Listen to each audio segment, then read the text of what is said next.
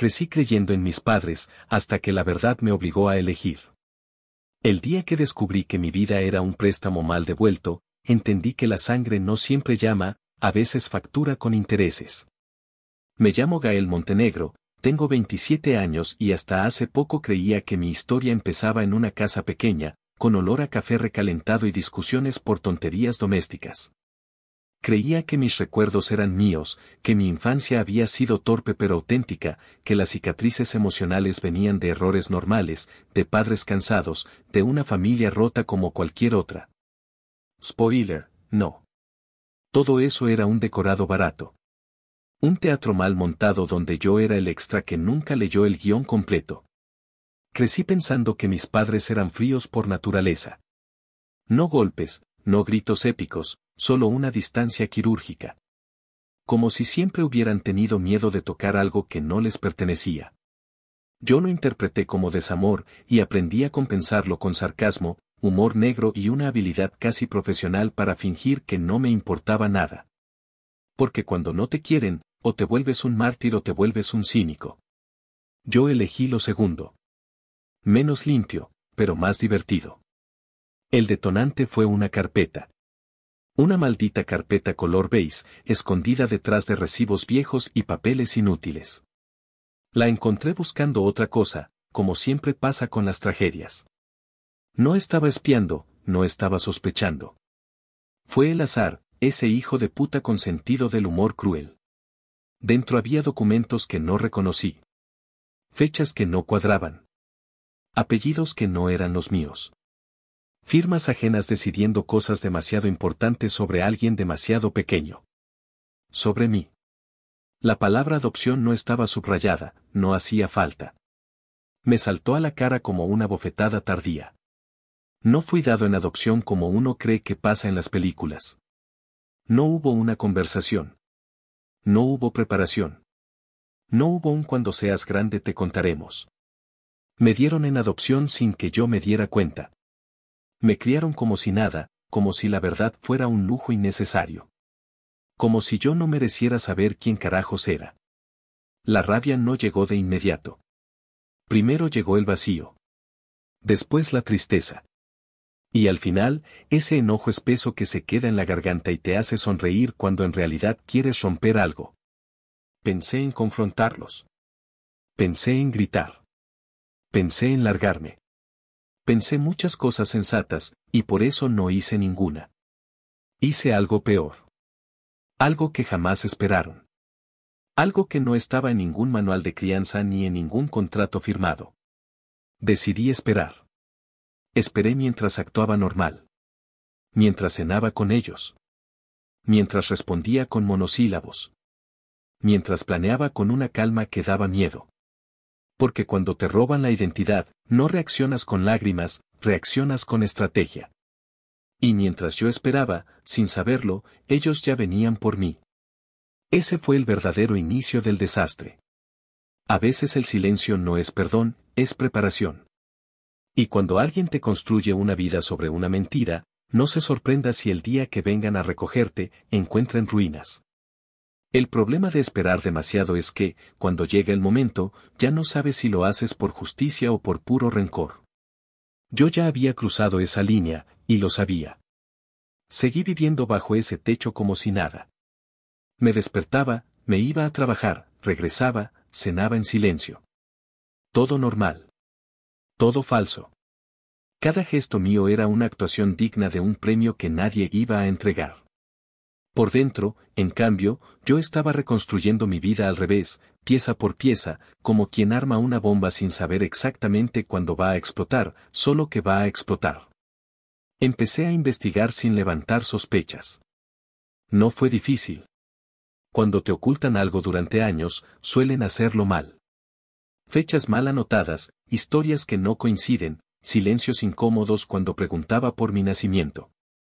Yo lanzaba las preguntas como bromas, con sarcasmo, con esa risa que dice no importa, cuando en realidad lo estaba anotando todo en la cabeza.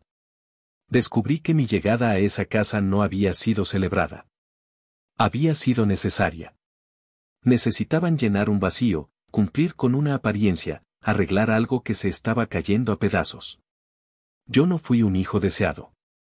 Fui una solución temporal que se volvió permanente por comodidad. Ahí fue cuando el asco se mezcló con la tristeza. Mientras tanto, empecé a buscar mis verdaderos orígenes. No sabía nombres completos, ni direcciones claras, pero tenía algo mejor, tiempo y una rabia bien enfocada.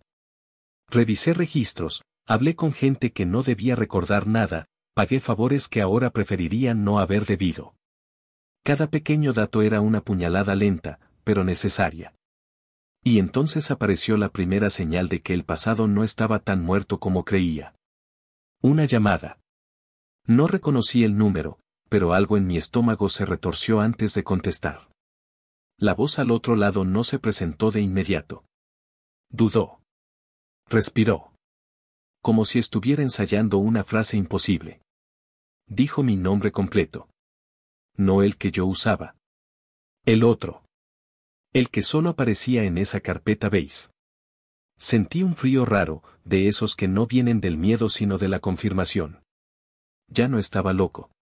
Ya no estaba imaginando cosas. Alguien allá afuera sabía quién era yo antes de que me prestaran una vida ajena.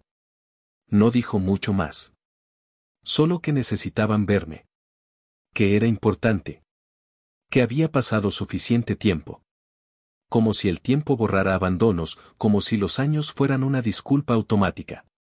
Colgué sin responder. Me temblaban las manos, pero me reí. Una risa seca, fea, casi obscena. Porque mientras ellos creían que venían a buscarme, yo ya había tomado una decisión irreversible. Esa noche, sentado en mi cuarto, entendí algo fundamental: no iba a elegir entre una familia u otra. No iba a suplicar explicaciones ni a pedir amor atrasado con intereses.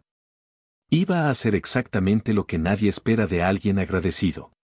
Iba a dejar que todos se encontraran en el mismo lugar. En el peor momento posible. Y lo mejor, o lo peor, es que ellos mismos estaban acelerando el final. Cuando el pasado llama, no siempre quiere arreglar las cosas. A veces solo viene a cobrar, y yo ya estaba listo para pasar la factura. Después de esa llamada, nada volvió a sentirse real. El aire dentro de la casa se volvió más pesado, como si las paredes supieran algo que yo todavía no había dicho en voz alta. Caminaba por los pasillos con una calma casi ofensiva, mientras por dentro todo gritaba. Dormía poco, pensaba demasiado y sonreía cuando no debía. El tipo de sonrisa que no anuncia tristeza, sino desastre. No confronté a nadie. Aún no. La gente suele confundir silencio con debilidad, y yo dejé que se sintieran cómodos en ese error. Seguí actuando como el mismo de siempre, irónico, distante, funcional. Pero cada noche, cuando cerraba la puerta, abría el verdadero plan. Ya no buscaba respuestas. Eso quedó atrás. Ahora buscaba control. Volvió a sonar el teléfono días después. Otro número. Otra voz distinta. Más directa. Menos culpa. Me habló como si me conociera de toda la vida, como si tuviera derecho. Dijo que había sido difícil soltarme, que las cosas no siempre salen como uno espera, que las decisiones se toman en momentos complicados. Traducción: justificarse sin pedir perdón. Ahí fue cuando sentí algo peor que el enojo: desprecio. Le respondí con sarcasmo. Delfino. Del que corta sin levantar la voz. Le dije que no sabía de qué hablaba, que quizá había marcado mal. Se quedó en silencio. Ese silencio me confirmó todo. Colgué yo esta vez. Y me reí. No por gracia. Por alivio. Porque ya no tenían ventaja. Mientras tanto, empecé a preparar el terreno. Revisé documentos, contratos viejos, favores pendientes. Descubrí cosas que no buscaba y verdades que nadie quería que yo supiera. No solo me habían entregado. Me habían intercambiado. Como una ficha útil en un juego ajeno. Y lo peor, todos habían seguido con sus vidas convencidos de que yo jamás lo sabría. Ahí fue cuando tomé la decisión final. Acepté verlos. No para reconciliarme. No para escuchar excusas recicladas. Acepté porque quería que el reencuentro fuera bajo mis condiciones. Elegí el lugar. Elegí el día. Elegí el momento exacto en el que todos iban a coincidir. Y lo hice con una cortesía tan impecable que nadie sospechó nada. A veces la venganza no grita. A veces se agenda. La noche anterior casi no dormí. No por miedo, sino por expectativa. Pensé en todo lo que había perdido sin saberlo. Pensé en la infancia prestada. Pensé en las mentiras repetidas hasta volverse rutina. Pensé en el día en que me vinieran a recoger, creyendo que aún podían hacerlo sin consecuencias. No sabían que yo ya no era el mismo. No sabían que ese día no iban a llevarse a nadie. Ese día, todo iba a estallar. Hay verdades que no se revelan para sanar, sino para romper el equilibrio, y cuando alguien juega con tu origen, no merece un final pacífico. El día acordado llegó con una puntualidad insultante.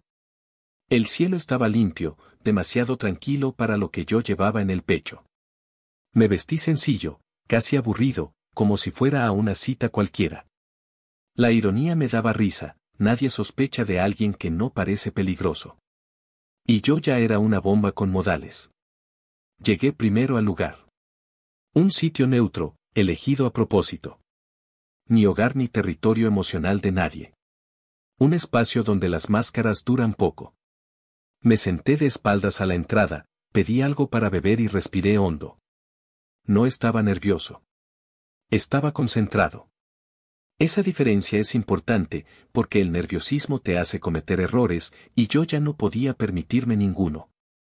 Los vi llegar por separado. Eso fue lo primero que me confirmó que nada había cambiado. Siguen sin ponerse de acuerdo ni siquiera para enfrentar sus propios pecados. Uno entró mirando el suelo, cargando culpa como si fuera una mochila vieja. El otro llegó erguido, con esa falsa seguridad de quien cree que el tiempo borra responsabilidades. Ninguno me reconoció de inmediato. Y eso, curiosamente, dolió más de lo que esperaba. Cuando finalmente me miraron bien, vi el impacto en sus caras. No el alivio. No la alegría. El miedo. Ese microsegundo donde el pasado deja de ser abstracto y se vuelve carne y hueso. Yo levanté la mano, tranquilo, casi amable. El anfitrión de su propio juicio. Hablamos. O mejor dicho, hablaron ellos. Yo dejé que se explicaran, que se justificaran, que adornaran decisiones horribles con palabras suaves.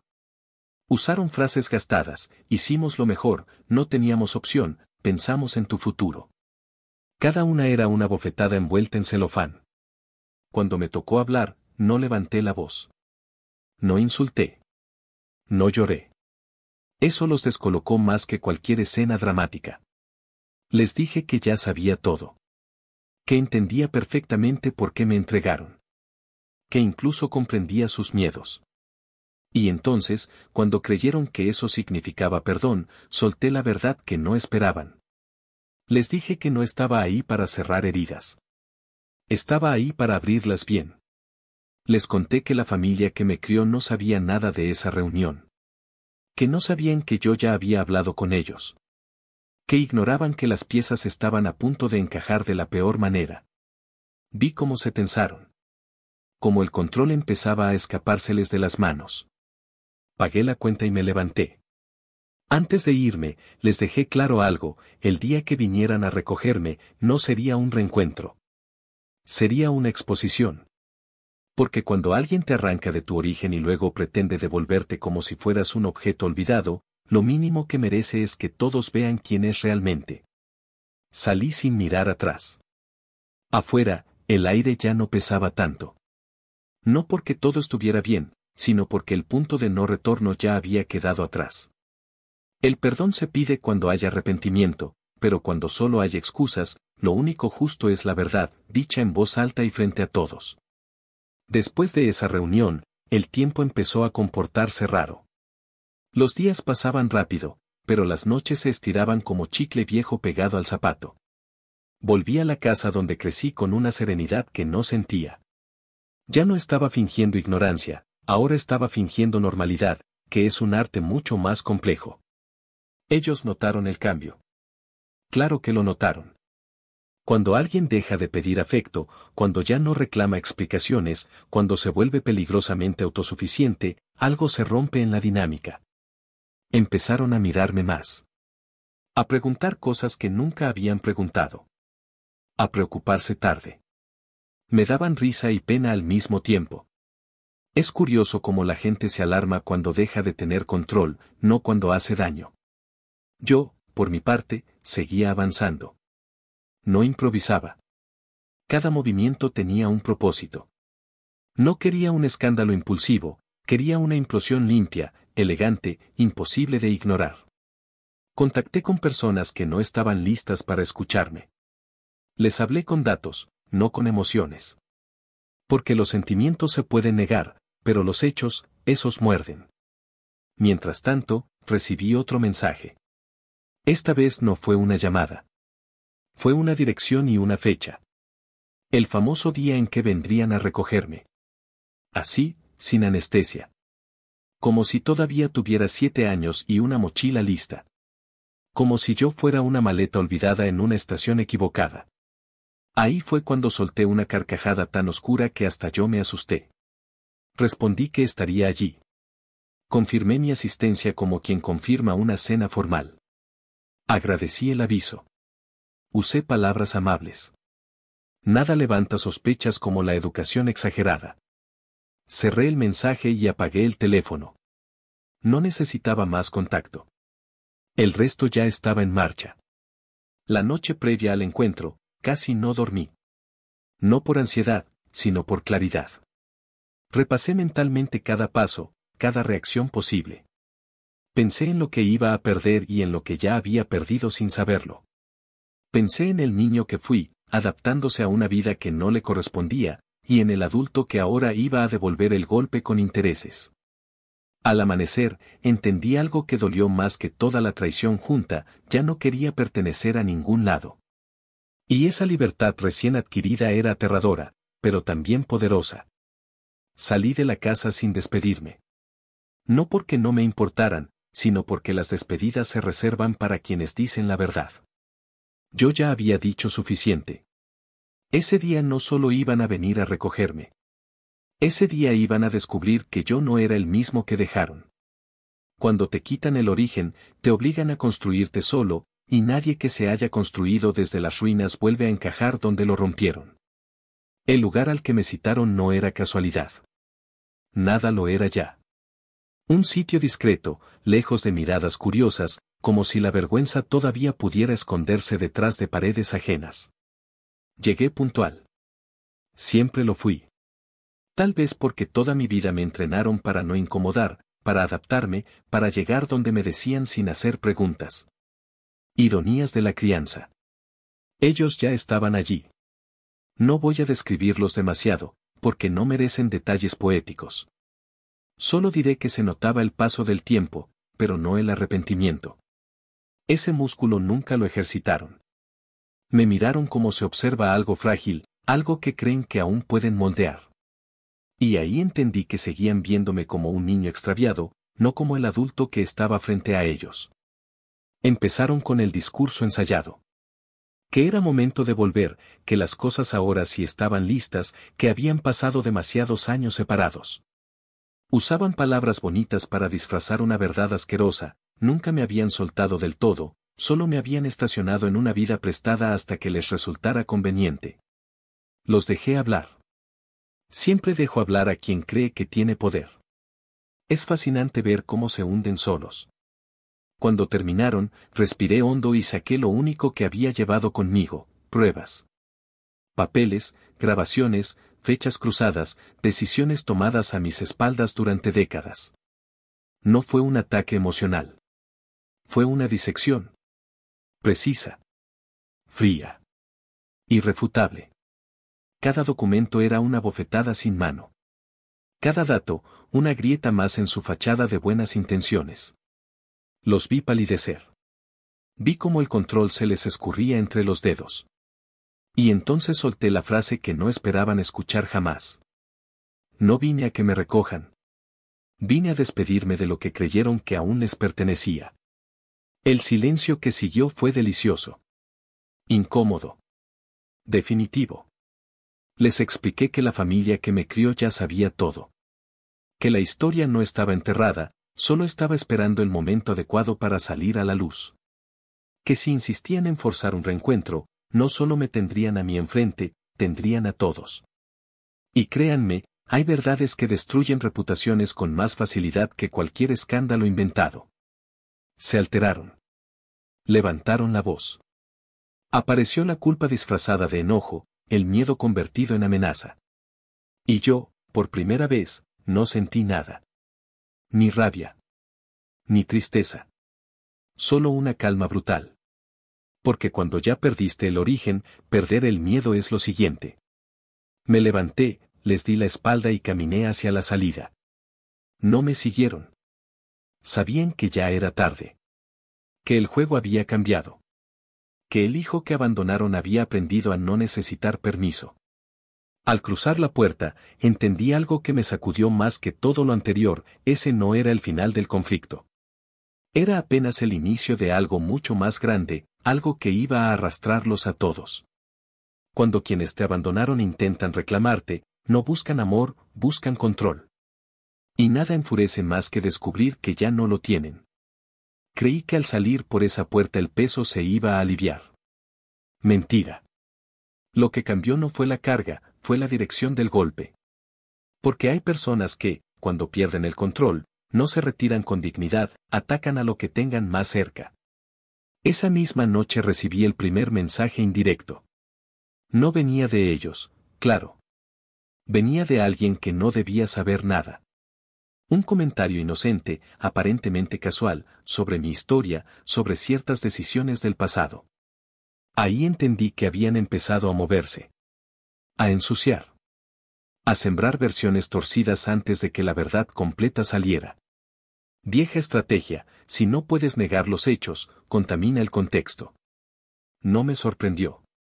Me decepcionó, que es peor. Al día siguiente, la casa donde crecí dejó de sentirse como refugio.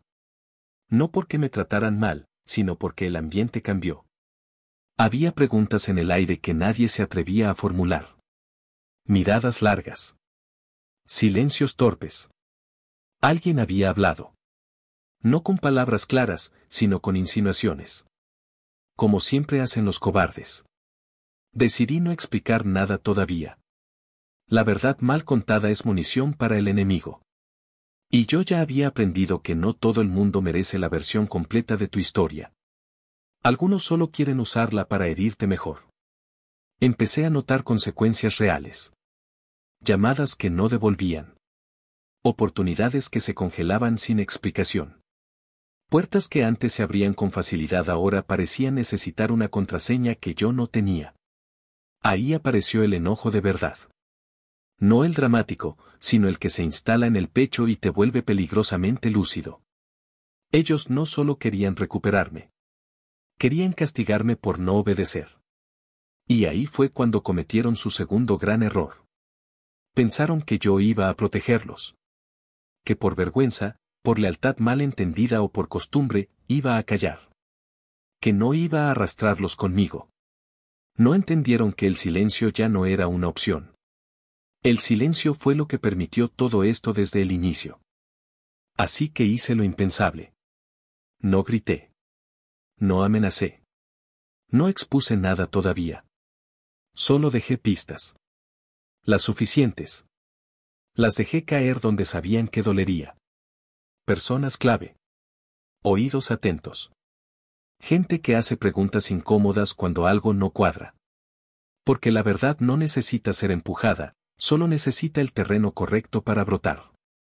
Esa noche dormí poco, pero sonreí. Una sonrisa cansada, sí, pero honesta. Porque por primera vez desde que encontré aquella carpeta maldita, no estaba reaccionando, estaba dirigiendo. Y lo peor para ellos es que aún no sabían cuál era el giro final. Ni a quién iba a golpear primero cuando todo explotara de verdad. Cuando intentan silenciarte usando tu propia historia, no buscan justicia, buscan que vuelvas a agachar la cabeza. Y yo ya había aprendido a mirar de frente. El efecto dominó no tardó. Cuando mueves una pieza correcta, no hace ruido, hasta que todo empieza a caer al mismo tiempo.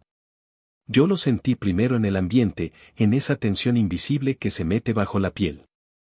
Algo se estaba gestando, y no era pequeño. Las versiones cruzadas empezaron a chocar entre sí.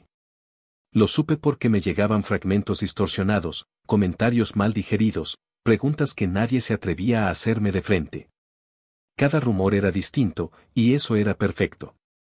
Cuando una mentira se replica demasiado, se vuelve incoherente. Y la incoherencia llama a la curiosidad.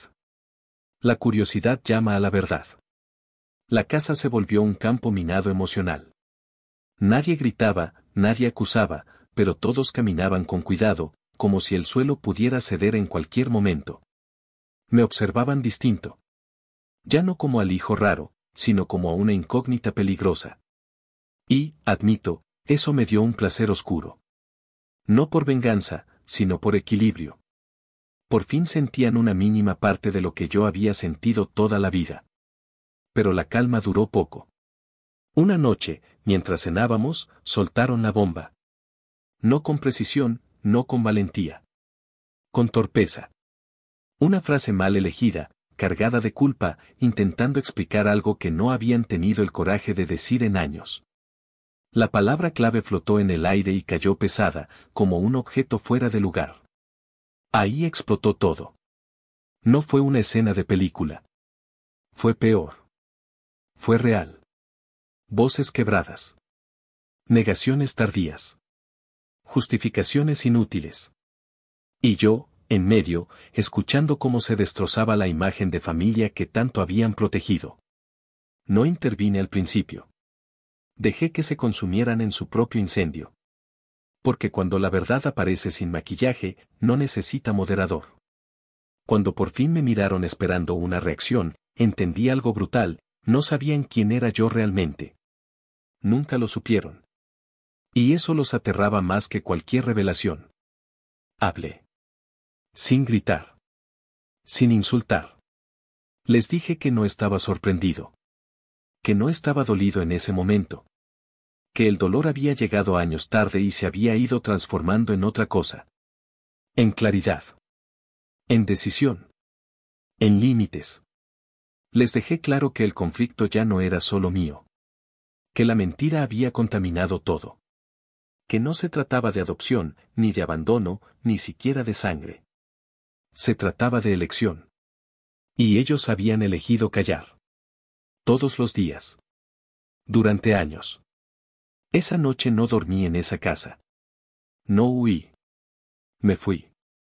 Hay una diferencia enorme entre ambas cosas. Mientras cerraba la puerta, entendí que el día que vinieron a recogerme no iba a ser el clímax. El verdadero golpe venía después. Cuando todos, absolutamente todos, se dieran cuenta de algo imperdonable. Que el que fue entregado había sido el único honesto desde el principio.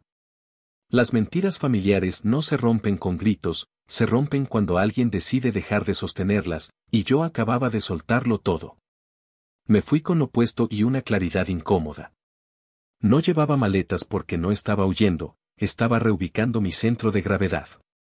Dormí en un lugar prestado, neutral, donde nadie tenía recuerdos conmigo ni expectativas que yo debiera cumplir. Ahí, en la madrugada, entendí que el conflicto ya no era doméstico, era estructural. Cuando una mentira se sostiene tantos años, se convierte en arquitectura. Y yo acababa de quitar una columna. A la mañana siguiente, el teléfono empezó a vibrar como un animal atrapado. Mensajes largos, audios quebrados, silencios estratégicos. No respondí. No por crueldad, sino por higiene mental. La gente confunde urgencia con derecho, y yo ya no debía explicaciones a nadie.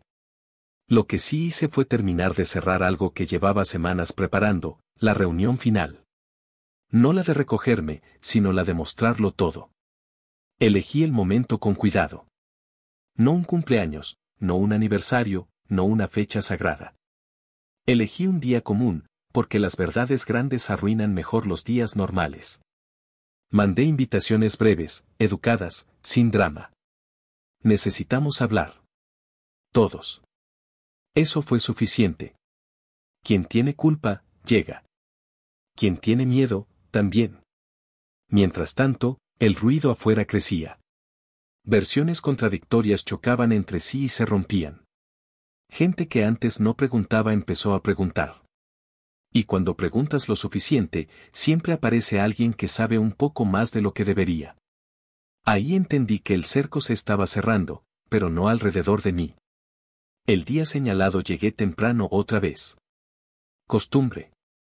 Llevaba una carpeta nueva, negra, sin marcas. No por simbolismo, sino por practicidad. Dentro no había reproches ni cartas lacrimógenas. Había hechos. Cronologías. Decisiones firmadas por adultos que ahora pretendían nostalgia.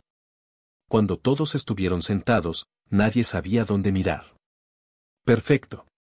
No empecé con la adopción. Empecé con las consecuencias. Les mostré cómo una decisión tomada en secreto se había ramificado en omisiones, mentiras, silencios cómplices.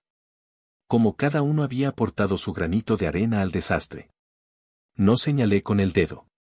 Leí en voz alta. Dejé que los documentos hablaran por mí.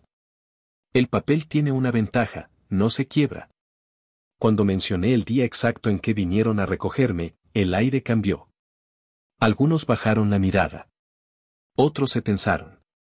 Ahí solté la frase que había guardado como un filo. Ese día no me recogieron. Me perdieron. No hubo gritos. Hubo comprensión tardía. Esa es la peor. Porque llega cuando ya no sirve para arreglar nada. Me levanté sin despedirme otra vez. Afuera, por primera vez, no sentí alivio ni rabia. Sentí cierre. Y también algo nuevo, peligroso y honesto, autonomía. Lo que ninguno de ellos sabía, todavía, es que el giro final no tenía que ver con sangre ni con custodia. Tenía que ver con una verdad más grande, una que iba a redefinir quién debía a quién, y por qué yo nunca fui el abandonado. No todas las verdades buscan reconciliación, algunas existen para poner las cosas en su lugar, aunque ese lugar sea irreversible. Después de esa reunión, el silencio ya no fue incómodo. Fue pesado. Denso. Como si todos hubieran entendido al mismo tiempo que algo irreversible había ocurrido y nadie supiera cómo nombrarlo. Yo, en cambio, lo tenía clarísimo, el relato oficial de mi vida acababa de morir. Y cuando muere una versión falsa, siempre aparece otra, más peligrosa. Me alejé de todos durante semanas. No respondí mensajes, no acepté visitas, no aclaré rumores. Dejé que el vacío hiciera su trabajo. La gente habla más cuando no obtiene respuestas. Y mientras hablaban, yo terminé de unir la última pieza que faltaba. Porque había algo que no cuadraba desde el principio. No era solo la adopción clandestina. No era solo el abandono maquillado de sacrificio. Era el motivo. Nadie entrega a un hijo así porque sí. Nadie se toma tantas molestias para borrar huellas si no hay algo más debajo. Y yo ya había aprendido a desconfiar de las historias demasiado limpias. Volví a revisar todo desde otro ángulo. Fechas, movimientos, decisiones económicas que no tenían sentido en su momento pero que ahora empezaban a encajar como un rompecabezas siniestro. Fue ahí cuando apareció la verdad que me dejó helado, y luego me hizo reír con un humor tan negro que casi me dio vergüenza. Yo no había sido dado en adopción para salvarme. Había sido retirado para proteger a otros. No por amor. Por conveniencia. Había un problema mayor en aquel entonces. Algo que no debía salir a la luz. Y yo, sin saberlo, era la prueba viviente de un error que podía costar demasiado. Mi existencia no era incómoda, era peligrosa. Así que me movieron del tablero. Me escondieron a plena vista. Me criaron en una vida suficientemente normal para que nadie hiciera preguntas, y suficientemente distante para que yo nunca mirara demasiado atrás. Ahí entendí el verdadero giro. Nunca fui el hijo que no quisieron. Fui el hijo que no podían permitirse tener. Esa revelación no me dio paz. Me dio poder.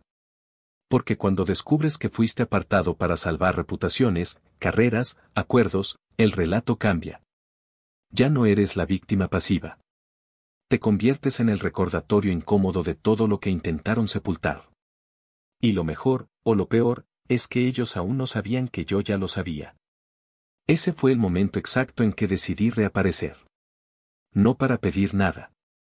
No para vengarme de forma infantil. Volví para una última conversación. Una que ya no iba a tratar de adopciones, ni de crianza, ni de familia.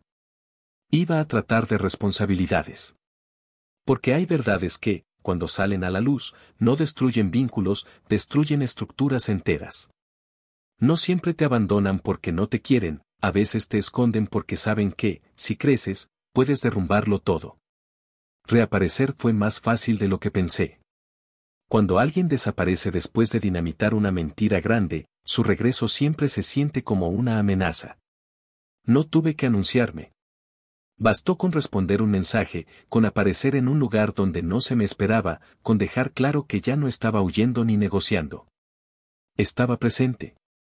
La reacción fue inmediata. No de alivio, sino de pánico contenido. El tipo de miedo que no grita, pero suda. Me citaron rápido, demasiado rápido. Cuando alguien apura una conversación, es porque sabe que ya perdió la ventaja. Acepté. Esta vez no elegí un lugar neutro. Elegí uno cargado de memoria. Porque hay verdades que solo duelen cuando se dicen donde nacieron las mentiras.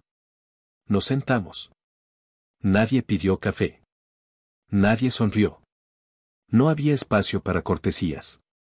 Yo empecé sin rodeos, porque a esa altura el rodeo ya era insultante.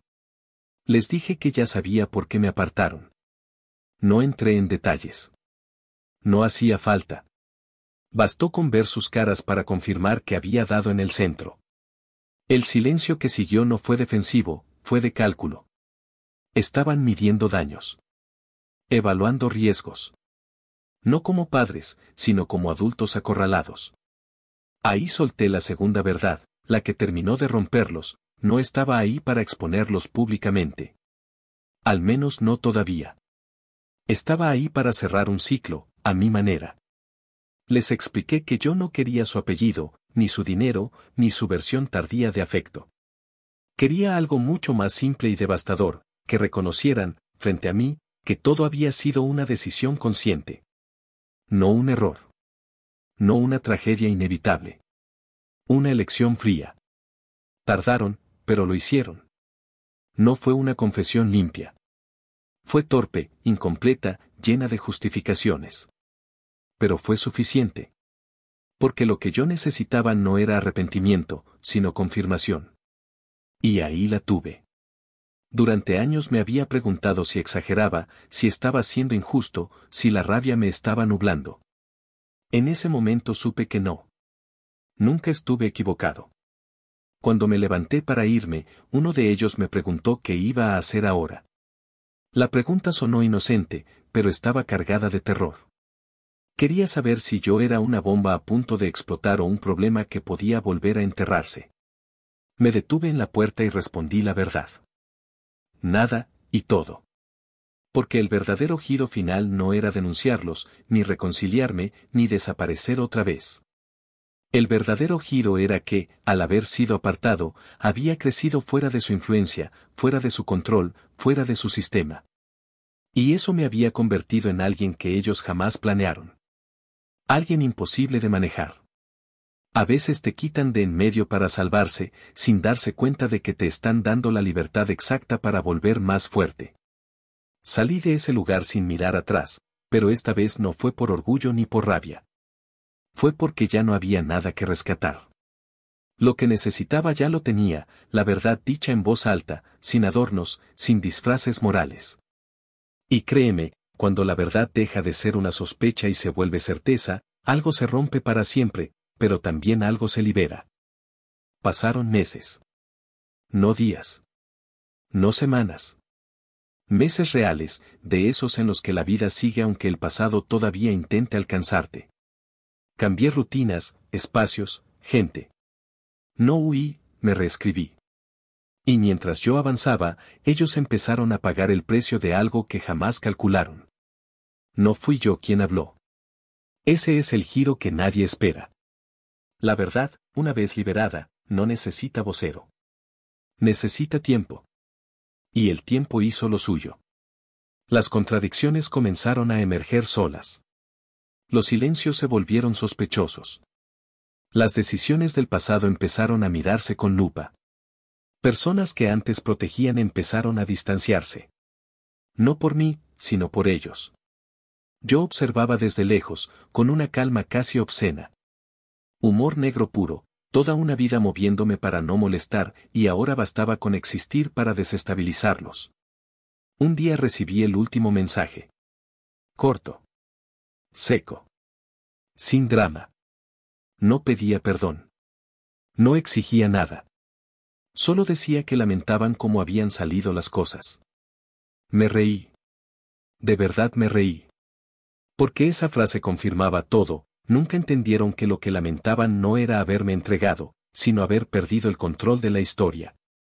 Y ahí cerré el capítulo final. No me reconcilié. No denuncié. No destruí públicamente a nadie. Hice algo peor. Viví bien. Viví libre. Viví fuera de su narrativa. Porque el verdadero castigo para quienes te usaron como pieza descartable no es el escándalo, es demostrarles que su plan falló. Que el niño que escondieron no creció roto, sino lúcido. Que el adulto que intentaron recoger ya no pertenecía a ningún lugar que ellos pudieran tocar.